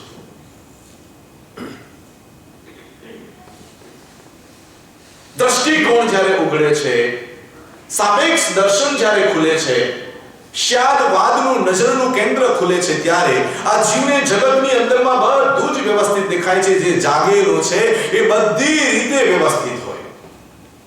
એને જમવા મળે તોય કઈ તકલીફ નહીં, ન મળે તો પણ તકલીફ નહીં. સાધુ જીવનમાં એવું હોય છે કે જો એને આહાર મળી જાય તો એ કે છે સ્વાધ્યાય અને સંયમની અંદરમાં પૂરક બનશે, અને ન મળે તો કે એની ચાલો તપશ્ચર્યા કરવાનો અવસર થશે.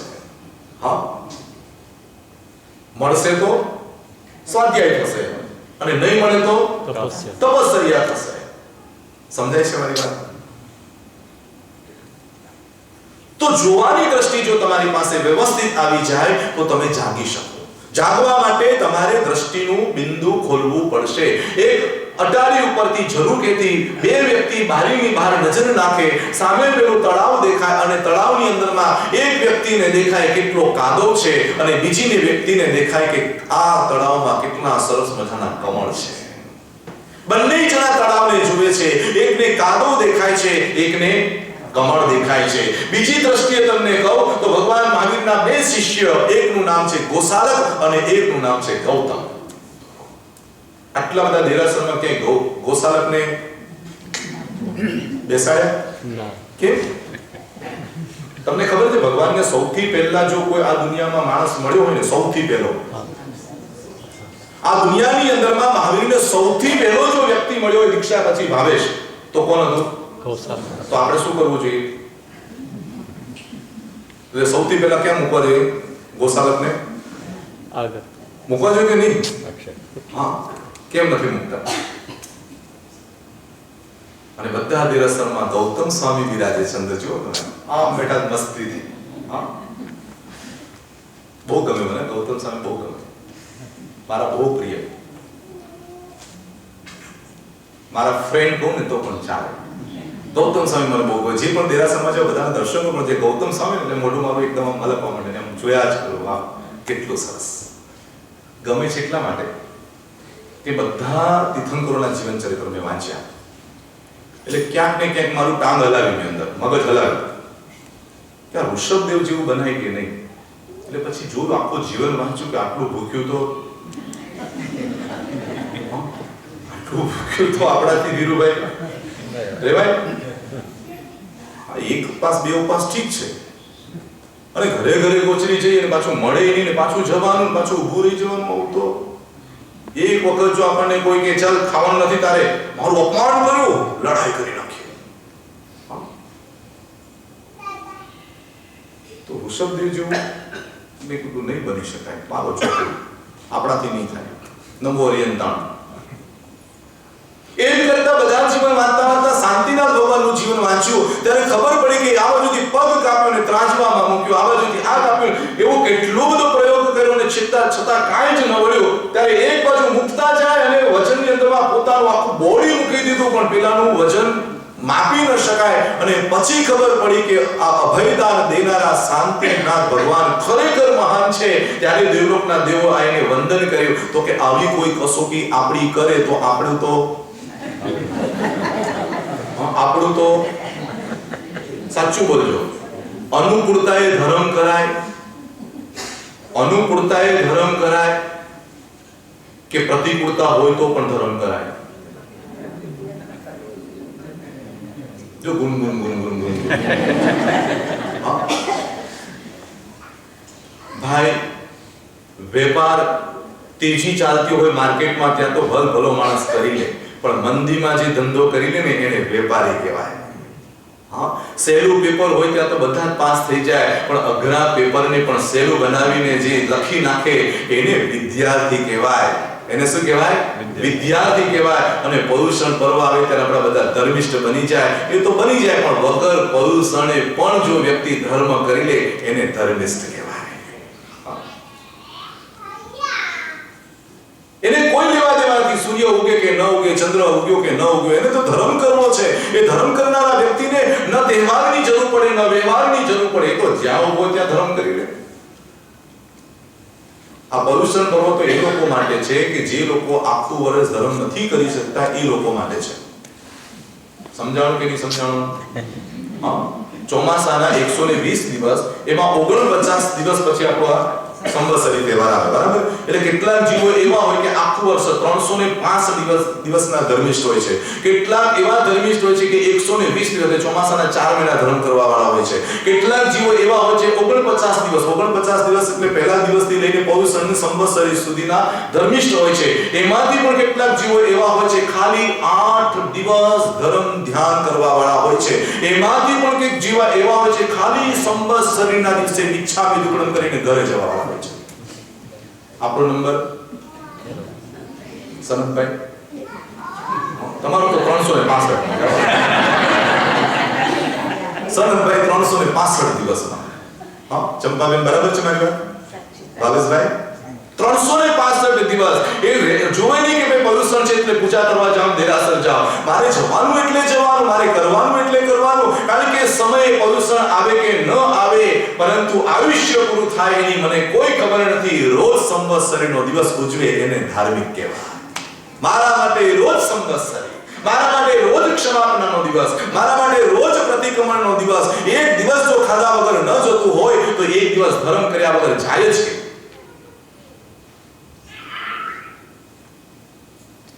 બરાબર છે મારી વાત? હા,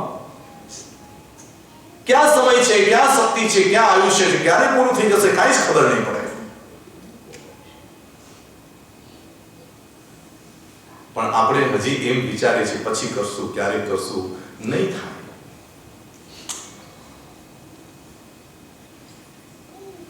આ ભાવેશને તમે મળો, એના ભાઈ તેજસને મળો. નાની ઉંમરમાં, આટલી નાની ઉંમરમાં, યુવાન અવસ્થામાં શાસનનું કામ કરે છે બંને ભાઈઓ, પણ તપસ્યા, વર્ષિત કરો, માસ ખમણ કરો. ખરેખર આ બંને જણા તાળીઓથી અનુમોદના કરી કે આવા યુવા અવસ્થામાં જેને આવો ભાવ જાગે કે આટલી બધી સુવિધા હોવા છતાં આટલી બધી સગવડતા તો ઘણા જઈ શાસનમાં હશે, પણ મારા પરિચયમાં એ આવ્યા છે. મને ખ્યાલ છે કે તેજસ આજે શિકાગોની અંદરમાં રહીને કેટલો ધર્મ ધ્યાન, કેટલો અને તપસ્યા, આખે 8 દિવસ શાસનના કામ સાથે ઉપવાસ, અને એટલું જ નહીં, વર્ષિત જ્યારે જુઓ ત્યારે ધર્મ ધ્યાન સિવાયના મુખમાંથી કોઈ વાત ન નીકળેલા સંતાનોને પણ એટલા સંસ્કાર પાડે. મારે એ કહેવું છે કે 365 દિવસના ધર્મિષ્ઠ બનો, સંવત્સરી તમારી સફળ થઈ જશે. કોઈ ભરોસો નથી જિંદગીનો. હા, કોઈ ભરોસો જિંદગીનો નથી. અંતરની આંખ ઉઘાડવા આવ્યા છે, અંતરની ચેતના ઉઘાડવા આવ્યા છે. નોકરને કહ્યું કે સામે પેલો કાચ છે ને બારીનો, એ જરા સાફ કર નાખ. એટલે શેઠે કહ્યું, એટલે નોકર સાફ કરવા લાગ્યો. સાફ થઈ ગયા પછી શેઠને કહ્યું કે જુવન સાહેબ આ કાચ સાફ થઈ ગયો છે બરાબર. પછી એમને છાપવા બધું વાંચતા જોયું પાછું, અરે હજી તો ડાઘ દેખાય છે ને તે શું સાફ કર્યો, જા બીજી વખત સાફ કર. એટલે તરત બિચારો બીજી વખત જઈ અને પાછું એ કાચ સાફ કરવા લાગ્યો. એને બરાબર કપડાથી બધું સાફ કર્યું. પછી પાછો આવ્યો કે શેઠ સાહેબ જોઈ લો આ કાચ બરાબર સાફ થઈ ગયો છે ને. અરે તને કીધું ને હજી એવો ને એવો ડાઘ દેખાય છે, ખબર નથી પડતી. એટલે પેલાના બિચારા ત્રીજી વખત થોડું મગજ છટક્યું કે કાંઈ દેખાતું નથી તોય ધોળા કરે છે. એટલે એને એવો ભીસ દઈને એવો ભાઈ કોના પર ગુસ્સો કાઢવાનો. બોસ ગુસ્સો કરે, બોસ આપણો ગુસ્સો કરે, બરાબર છે? હા, તો ઘરે આવીને કોના પર કરવાનો? બેનો. હા, બૈરી ઉપર કરવાનો, બરાબર ને? અને ઘરવાળી ઉપર ગુસ્સો કરે તો ઘરવાળી ક્યાં કરે? શું તમને ખબર છે? છોકરાને ધમકાઈ નાખે, વગર વાંકે બિચારાને હાલત ખરાબ થઈ જાય. હા, એટલે છોકરાને કકડાય કે છોકરો બિચારો ક્યાં જાય કે જેટલા રમકડા મળે બિચારો બોલ્યા. એટલે આગળ ગુસ્સો જશે ને, કારણ કે રમકડાના જીવ તો છે. ગુસ્સો ઉતરતી ક્રિયા છે અને ક્ષમાપના જળની ક્રિયા છે. ગુસ્સો સરળ છે કરવો, પણ ક્ષમા રાખવી અઘરી છે. શેઠે જ્યારે એને ત્રીજી વખત કહ્યું ત્યારે નોકરે ભીસ લઈને બરાબર કાચ એવો ઘસ્યો બારીનો કાચ તૂટી ગયો. ખણાણ કરતો અવાજ. શેઠને ખબર પડી, છાપું સાઈડમાં મૂકું, ઊભા થયા ખુરશી ઉપરથી, એનો કાન પટ્ટી પકડીને ઠાક કરતી, બે મારી તને કાચનો ઢાક કાઢવાનું કીધું તું કે પછી તને તોડવા બે વારી જોરથી ત્યારે નોકર જોરથી હસવા લાગ્યો તો કે બેશરમ, તને જે મારતો જાવ છું તું હસતો જાય છે, તને ખબર નથી પડતી તું શું કરી રહ્યો છો? તો કે સાહેબ મને હવે ખબર પડી. તો કે શું ખબર પડી? કે પહેલા જો મને ખબર હોત કે તમારા ચશ્માના કાચ ઉપર ડાઘ છે તો હું ત્યાં તો ન સાફ કર્યો તમારા કાચ ઉપર રહેલો ડાઘ એ બારી ઉપર ડાઘ દેખાડે એમ પ્રભુ મહાવીર કે છે તારી પડેલી દ્રષ્ટિમાં ડાઘ, બીજાની અંદરમાં વિશ્વમાં તને ડાઘ દેખાડે, ગુણીમાં પણ તને અવગુણ દેખાય, પાપીની અંદરમાં પણ તને પાવનતા ન દેખાય. માણસ ખાલી વ્યસની છે, બાકી તો બધો સંસ્કારી છે, પણ સંસ્કારી ન દેખાય. એક વ્યસન હોય તો બધા કે જો આ પીવે છે, જો આ પીવે છે, પણ કોઈનું લોહી તો નથી પીતો.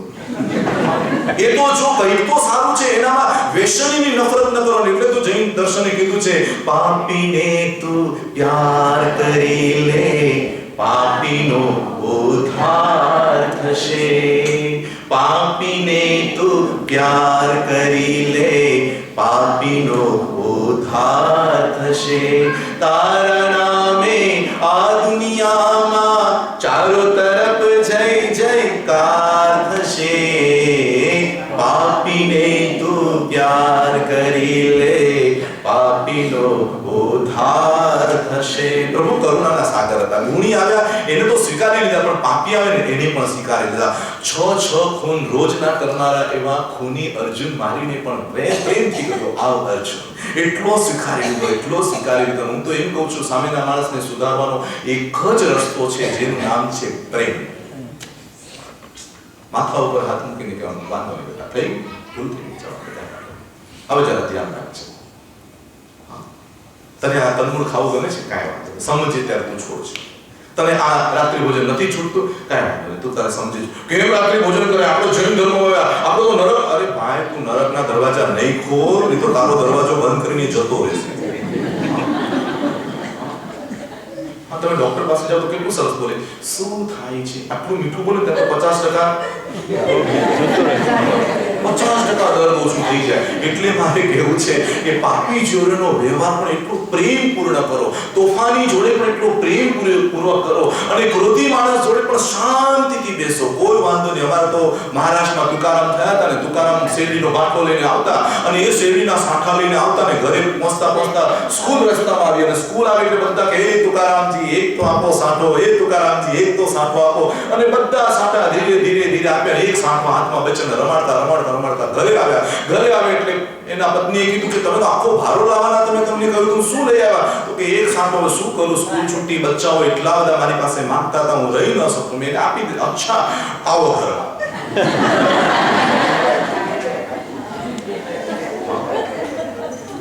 એવા ઘરમાં આવ્યા અને સાંઠો હાથમાં આપ્યો, ને પછી જે પત્નીએ આ સાંઠો જે લીધો અને જે દેવા માંડ્યા તુકારામને ધાડ અને 2 ટુકડા થઈ ગયા, ત્યારે હસતા કે ચલ સારું થયું, ક્યાં ચટકાની મગજમારી કરવી, એક તું ખા અને એક હું ખાઉં.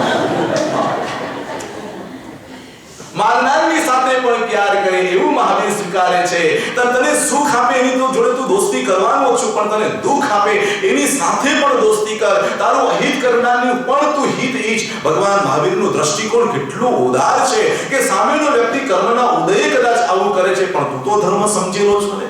હા, ગધેડો લાત મારે તો આપણે લાત મારવા જોઈએ, આપણે ખસી જવાનું. શું કરવાનું? આપણે ખસી જવાનું. પણ એના જેમ જ તમે લાત મારો તો શું થાય? હા, સામો થાય આગ તો આપણે થવું પાણી, સામો થાય આગ તો આપણે થવું પાણી. આ છે મારા પ્રભુ વીરની વાણી. વાહ, કેટલું સરસ આવે છે. આ પ્રભુની વાણી છે કે સામેના વ્યક્તિત્વના સ્વભાવનો સ્વીકાર કરી લેવો, સામેના વ્યક્તિના વર્તનનો પ્રેમથી સ્વીકાર કરી લેવો. સામેનો વ્યક્તિ દોષી છે તો પણ સ્વીકારી કરી લેવો, પાપ છે તો પણ સ્વીકારી કરી લેવો. ફૂલ લેતા આવડે છે તો થોડા કાંટા ખાતા પણ શીખી જા. સુખ લેતા આવડે છે તો થોડુંક દુઃખ પણ લેતા શીખી જા. સામેના માણસના સ્વભાવને જાણીને એની સાથેનો તારો સ્વભાવનો મેચ કરને ન થાય તો મહાવીર કહે છે ખૂબ ક્ષમતાપૂર્વક જો, એના શરીરને નહીં જો, એના વ્યવહારને નહીં જો, અંદરમાં પડેલું અસ્તિત્વ આત્માનું છે એ તો વિતરાગ છે. બહારના ઉદયને આધીન આવું કરે છે, પણ બાકી તો એ વિતરાગ છે. એ વિતરાગ દ્રષ્ટિ જો. સંતાનનો વ્યવહાર ખરાબ હોય તો મા બાપે દુખી નહીં થવાનું, કારણ કે એનામાં વિતરાગ છે એને જોવાનું, અને માતા પિતાનો સ્વભાવ બરાબર ન હોય તો પણ સંતાને એને પ્રેમ કરવાનો, કારણ કે માતા પિતા કર્મના ઉદય આવું કરી રહ્યા હશે, બાકી તો એનામાં પડેલા એ તો ભગવાન છે. શિવ મયલ મરુય મનંત મખય મવાભા મપુણરાવતી આવા સ્વભાવવાળા બધા જીવો છે. રોજ નમો થણમમાં આવતું બોલે છે, રોજ નમો થણમનું સૂત્ર ઉચ્ચારે છે. બધા જીવો સાથે સારો વ્યવહાર કરે, કારણ કે ભગવાન મહાવીરે પણ આવું જ કર્યું. જેટલા પણ એમને દુઃખ આપવા વાળા આવ્યા છતાં પ્રભુ એને સ્વીકારી. એમાંનો એક ગોશાલક. કોણ? સૌથી પહેલા કોણ મળ્યું હતું ભગવાનને? ગોશાલક. સૌથી પહેલા.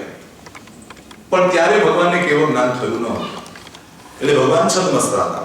મતિ જ્ઞાન, શ્રુત જ્ઞાન, અવધિ જ્ઞાન ને મન પર્ય જ્ઞાન, 4 જ્ઞાન એમને થયા હતા. પાંચમું કેવળ જ્ઞાન થયું નથી. તીર્થંકરો કેવળ જ્ઞાન થાય તે પહેલા કોઈને દીક્ષા આપે નહીં, તીર્થની સ્થાપના કરે નહીં. બરાબર છે? એટલે ભગવાન સાધનામાં લાગી ગયા, અને એને એટલી ખબર પડી કે આ જે મહાવીર સ્વામી છે ને, એની પાસે કઈ લબ્ધિ બબ્ધિ લાગે છે. એટલે લબ્ધિ લેવા પાછળ કર્યા. એને મોક્ષ નતો જોઈતો. શું જોઈતું હતું? લબ્ધિ. હવે સમજો મને કઈ લબ્ધિ મળે કે હું તમારા કોઈ પણ કાગળ ઉપર હાથ મૂકું અને $100 નોટ થઈ જાય, નથી થઈ, પણ કદાચ થઈ જાય તો સાચું બોલો, બીજા દિવસે કેટલા કાગળ લઈને આવો? બધું લઈ આવે. હા, બધું લઈ આવે. શું વાત કરો, મારા કાગળ લઈ આવો. હું ઘણી વખત પ્રવચનમાં હસતા કહ્યું કે સવારના પહોરમાં જે પણ વ્યક્તિ પેલો દેરાસરમાં આવે એને આપણે 1 કિલો સોનું આપવું.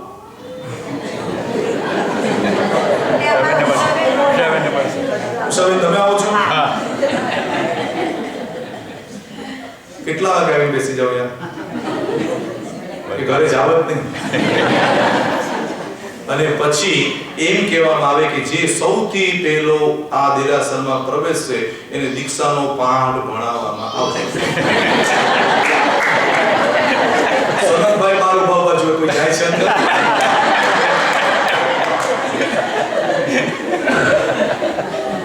કે પેલા કોક જાય પછી હું જાઉં? બહુ અઘરું કામ છે. પદાર્થો પ્રત્યેથી મન હટાવી લેવું બહુ અઘરું કામ છે.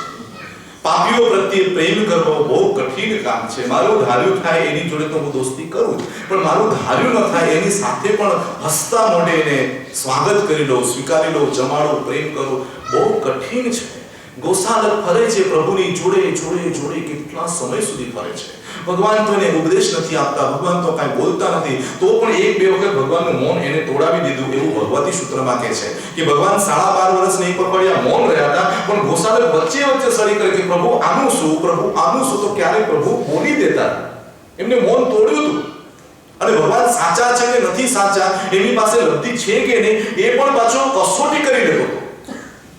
એટલે સામે કોઈ એક તાપસ અગ્નિ હોમ હવન કરનારો માણસ જોયો, એના મોઢામાંથી આગ નીકળતી જોઈ એટલે ગોશાલકને થયું કે આના મોઢામાંથી આ ધુમાડાને આગ કેમ નીકળે છે? એટલે પ્રભુને હલાવે છે ધ્યાનમાંથી કે પ્રભુ જરા મારે તમને પૂછવું છે. એટલે પ્રભુ આ બિચારા હલે પાછી આંખ ખોલે, બોલ ગોશાલક.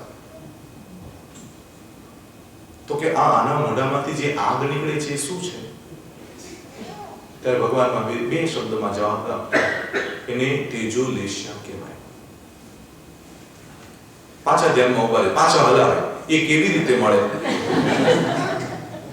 શું કરે? એક ભાઈ કેટલા વર્ષો સુધી જંગલમાં સાધના કરી અને એક દેવને કે કોકને સાધી લીધા, અને દેવે કીધું કે બોલ ભાઈ શું જોઈએ છે? તો કે મરેલું કોક માણસ હોય ને એને હું જીવાડી શકું એવી શક્તિ આપ, મરદાને હું ઊભો કરી શકું એવી શક્તિ આપ. એટલે કે તથાસ્તુ એમ કરીને દેવ ચાલ્યો ગયો, અને ચાલ્યા ગયા પછી ભાઈના હાથમાં એ લબ્ધિ આવી ગઈ. કેટલી જગ્યાએ માણસને શોધ્યો મરેલો, પણ કોઈ મળ્યો જ નહીં.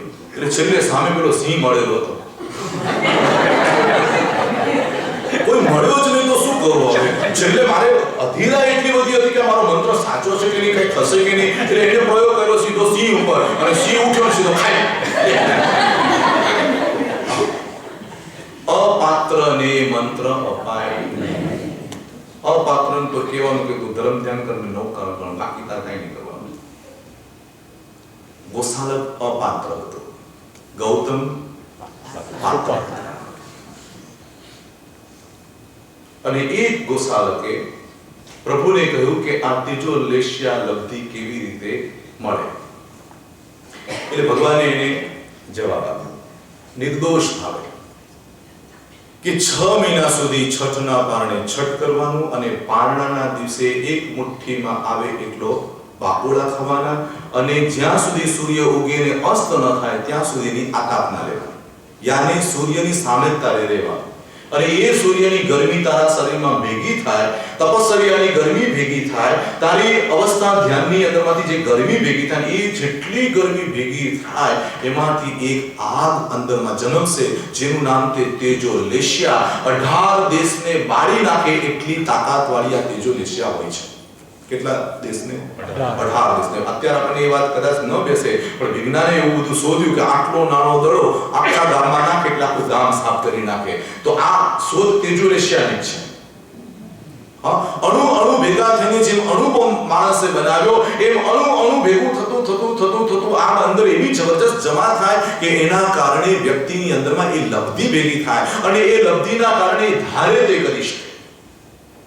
એટલે કે છે કે ભગવાન મહાવીરના જેટલા અનુયાયી હતા ને, શ્રાવકો હતા ને, એના કરતા વધુ ગોસાલકને માનનારા હતા. આખી ટીમ હતી, ફોજ હતી. પણ છતાં એને સંતોષ નહોતો એટલા માટે કે બધે મહાવીર પૂજાતા હતા અને ગોસાલકના જે અનુયાયી બનેલા હોય એ લોકો પણ મહાવીરને સાંભળે ને એટલે એનો મત છોડીને ગોસાલકનો મત છોડીને સીધા પ્રભુના મતમાં ચાલ્યા જતા કે એને ગમતું નહીં. સમજાય છે તમારી મારી વાત? અમે તમને જે વાડામાં પૂર્યા હોય અને એ વાડામાંથી તમે બહાર નીકળો એટલે દરવાજો ખોલીને અમે આવે કે ક્યાં જાય તો ભાઈ અમારામાં ધર્મ છે, લે આ બોરોબાન અમારામાં ધર્મ છે, લે આ થોડું કર અમારામાં ધર્મ, એમ કરીને કાંઈ પણ કરીને માણસને પોતાના વાડામાં પૂરે. એટલે ગોસાલક પોતાના વાડામાંથી કોઈ જાય એ એને ન ગમે. એટલે પછી એને શું કર્યું ખબર છે તમને? ગુસ્સો આવ્યો કે મારા કોમ્પિટિશનમાં જે ભગવાન છે ને એને ઉડાડી દો. આપણા દેરાસરની અંદરમાં, મોટા દેરાસરની અંદરમાં ભગવાનનું જીવન ચરિત્ર વાંચશો ને ત્યાં તમને ગોસાલકના દર્શન થશે. આમ કાળો ના આગ છોડી છે ભગવાનની સામે એવું એક પોસ્ટર છે ત્યાં, એવું દ્રશ્ય છે. બરાબર ને? જોજો ત્યાં. અને એ ગોસાલકે તેજો લેશ્યા છોડવા માટે કદમ ઉપાડ્યા. પ્રભુ ધ્યાન જ છે. ગોસાલકે તેજો લેશ્યા છોડી. એ તો કહો કે પ્રભુ વિતરાગ હતા અને ક્યારેય પણ એમનું આયુષ્ય પૂર્ણ ન થાય એવું આયુષ્ય હતું. એટલા માટે એમને કાંઈ જ ન થયું. પણ એ આખી તેજો લેશ્યા ફરીને પાછી ગોસાલક પાસે ગઈ અને રિટર્ન જ્યારે ગોસાલક પાસે જાય ને તો એક સેકન્ડમાં બાળીને ખાખ થઈ જાય. પણ છતાંય પ્રભુ કરુણાના સાગર હતા એટલે એમને શીત લેશ્યા મૂકી અને એને બચાવી. શીતલેશ્યા મૂકીને ગોસાલકને બચાવી લીધા અને ભગવાને એને ઉપદેશ આપ્યો કે હે ગોસાલક, અત્યાર સુધી તે જિંદગી જીવ્યો છું લબ્ધિના માધ્યમે, હવે તો જાગી જા. 7 જ દિવસનું તારું આયુષ્ય છે અને અહીંયાથી મૃત્યુ પામીને નરકમાં જઈશ એના કરતા તારા આત્માને તું જગાડી દે. બસ આટલું કીધું ભગવાન મહાવીરે. પોતાના સ્થાન ઉપર જઈને એટલા રડ્યા, એટલો પશ્ચાતાપ કર્યો કે મેં તીર્થંકર પરમાત્માની અસાધના કરી. નરકમાં જવા વાળો એ ગોસાલક પશ્ચાતાપ કરીને પોતાના એ પાપને ખપાવી દઈ અને સ્વર્ગમાં ગયો છે. પવિત્રના 5મા દિવસે આ વાત સાંભળીને આપણે પણ એ જ વિચારવાનું છે કે દુઃખ દેનારને પણ પ્રેમ કરવો છે. સમ્યક દર્શનનો અર્થ જ છે પોતાનું દર્શન કરે અને જગતનું સમ્યક દર્શન કરે. પોતાના જીવને પણ જોવે ને આજુબાજુવાળા જીવને પણ જોવે. બંનેને જાણીને શ્રેય થાય આત્માનું એવું કાર્ય એ કરે. મારી વાણી દ્વારા કોઈને કષ્ટ ના આપવું, મારા વિચારો દ્વારા કોઈને દર્દ ના આપવું, એવા ભાવોની અંદરમાં જે રહે છે એ જ વ્યક્તિ પોતાની દ્રષ્ટિનો ઉઘાડ કરે, પોતાના અંદરમાં જાગૃતિ લાવે. તો એક પ્રકારનો જીવ છે જે આયુષ્યના કારણે જીવે છે, એક પ્રકારનો જીવ છે જ્ઞાનના દ્વારા જે જાગે છે, અને એક પ્રકારનો જીવ એ છે કે પોતાનું સત્વ જગાડી અને ક્રોધ, માન, માયા, લોભ ઉપર વિજય પ્રાપ્ત કરે છે. આ 3 ઘટના તમારી સામે મેં આજે કહી છે. પહેલી ઘટના છે જીવવું છે એ તો તમે નહીં ઈચ્છો તો પણ જીવાશે. જાગવું છે તો તમારે પોતાને જ અંદરમાં ઈચ્છા કરવી પડશે અને જીતવું છે તો તમારે રાત દિવસ તમારે મહેનત કરવી જ પડશે. મન તો કહેશે કાલે કરશું, પણ તમારા આત્માને કહેવાનું મનનું કાંઈ સાંભળવાનું નહીં. આજે ને આજે કરવાનું છે. મન તો કહેશે કાલે કરશું, પછી કરશું, હજી ક્યાં કાંઈ છે, પછી કરશું. આ મન તમને ઊંધા રવાડે ચડાવે એ પહેલા ભીતરનો આત્મા તમારો બોલતો હોય. તમે જોજો, આપણે ક્યારે પણ ગલત કામ કરતા હોય ને તો મન કહે છે વાંધો નહીં, પણ આત્મા કહે છે ના ના સાચું હોય આવું કરે તો કે ના કરે. મેં ગઈકાલે જ કીધું હતું કે આપણો નોકર નેપકિન ચોરી જતો રહ્યો. આપણો નોકર છે કે નેપકિન ચોરી જતો રહ્યો. પતિને એને વાત કરી તો પતિ કહે છે શું વાત કરે છે? કામ મને બહુ ગમતું હતું એ નેપકિન અને એ ચોરી જતો રહ્યો. તો કે કયું નેપકિન? તો પેલી હોટલમાંથી આપણે લઈ આવ્યા.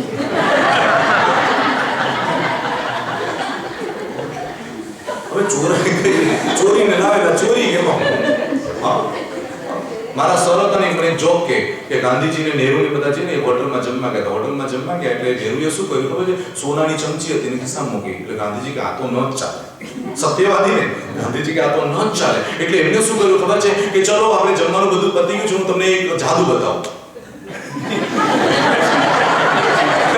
ગાંધીજી કેવું જાદુ બતાવો. બધા કેવું ગાંધીજી અને જાદુ, વાહ! સ્ટેજ ઉપર ગાંધીજી આવી ગયા, બધા એકદમ બેસી ગયા કે જો આ સોનાની ચમચી છે. અને પોતાની સોનાની ચમચી લીધી. આ સોનાની ચમચી છે, મારા ખિસ્સામાં નાખો છો, નેરાના ખિસ્સામાં. સમજાવું છું ને? સમજાવું. આવું છે દુનિયા, આવી છે દુનિયા. આ દુનિયા, આવી દુનિયાને સમજી લો તો તમે જાગી જશો, જીતી જશો ને તમારો મનુષ્યનો ભાવ સફળ થઈ જશે. ગમી મારી વાત? બસ આ છે દુનિયા. મસ્તીથી જીવો, આનંદથી જીવો. જીવન મળ્યું છે મસ્તીથી જીવવા માટે, અને જૈનેશ્વરનો માર્ગ મળ્યો છે જાગવા માટે. શાસ્ત્રો મળ્યા છે આ આત્માને જીતાડવા માટે. જાગીએ, જીવીએ અને જીતીએ એના માટેના પૌરુષણ પર્વની અંદરમાં આ 5મા દિવસનું સરસ મજાનું તમારી સામે દ્રષ્ટિકોણ અલગ અલગ દ્વારા તમારી સામે આજના વિષયની પ્રસ્તુતિ કરી છે. મારા બોલવામાં જીનાના વિરુદ્ધ કંઈ પણ બોલાયું હોય તો ત્રિવિધે વિછામી. જય જીનેન્દ્ર.